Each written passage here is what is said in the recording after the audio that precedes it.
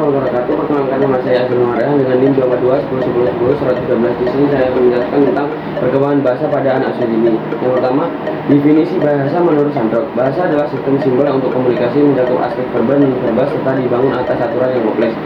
Yang kedua, menurut Sandrock, sistem aturan dalam bahasa mencakup beberapa komponen utama yang memungkinkan bahasa digunakan secara efektif dan bermakna. Sistem aturan ini meliputi fonologi.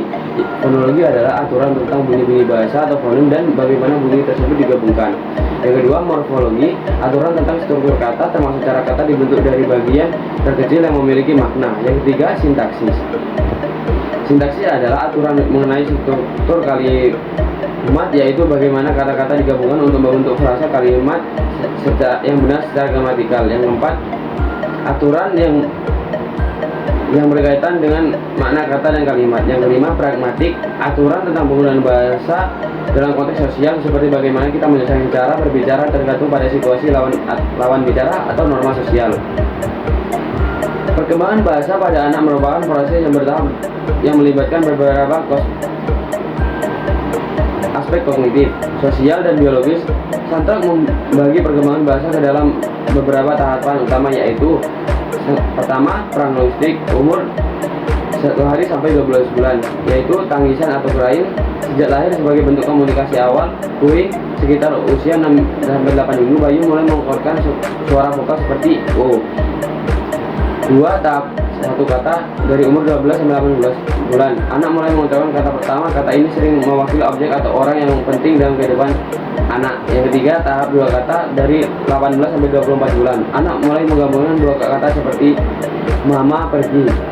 Yang keempat, perkembangan kalimat dan tata bahasa, dari 2 sampai 3 tahun ke atas, anak mulai menggunakan kalimat yang lebih kompleks, meningkatkan penggunaan kata bahasa seperti penambahan kata kerja, kata sambung, dan bentuk jamak.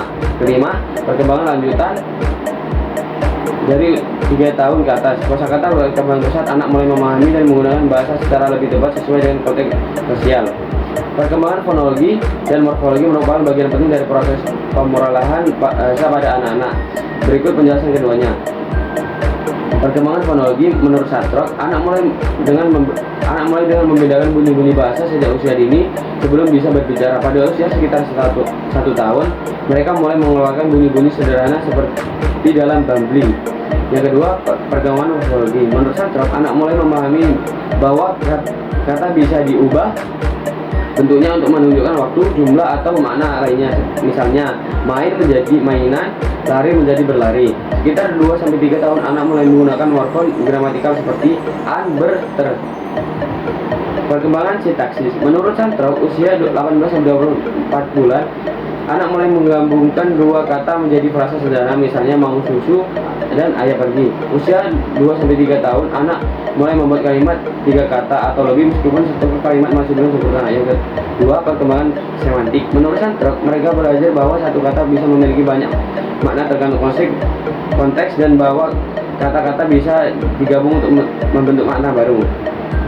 Perkembangan kemampuan seiring bertambahnya usia. Yang pertama, usia prasekolah sekitar 2-5 tahun. Anak mulai menggunakan bahasa untuk berbagai tujuan seperti meminta, memberi informasi, atau menyapa. Yang kedua, usia sekolah dasar sekitar 6-12 tahun. Anak semakin memahami aturan percakapan seperti berdiri, berbicara, memberi respon yang relevan, menggunakan kata yang sopan. Yang ketiga, masa remaja dari 12 tahun ke atas. Kemauan pragmatik menjadi lebih matang dan fleksibel. Remaja dapat menggunakan bahasa kiasan, humor, kompleks, ironi, dan sarkasme. Pengaruh biologis dan lingkungan. Faktor biologis, Sandrock menyatakan bahwa anak memiliki kemampuan biologis bawaan untuk belajar bahasa, termasuk peran otak dan sistem saraf atau neurologis. Bagian otak seperti area Broca dan Wernicke memainkan peran penting dalam produksi dan pemahaman. Kesepian atau kurang stimulasi sosial. Yang kedua, faktor lingkungan. Sandrock juga menekankan pentingnya lingkungan sosial dan dalam perkembangan bahasa. Interaksi sosial, anak-anak belajar bahasa dengan berinteraksi dengan orang tua, pengasuh, dan teman sebaya. Kesimpulan, beberapa poin penting dari materi ini menurut Sandrock. Perkembangan adalah hasil interaksi kompleks antara faktor biologis, kognitif, dan lingkungan. Yang kedua, individu secara aktif membentuk lingkungan mereka dan lingkungan juga mempengaruhi individu. Ada hubungan timbal balik. Yang ketiga, proses ini berlangsung sepanjang kehidupan atau lifespan development, tidak berhenti di masa kanak-kanak saja. Sekian, terima kasih. Wassalamualaikum warahmatullahi wabarakatuh.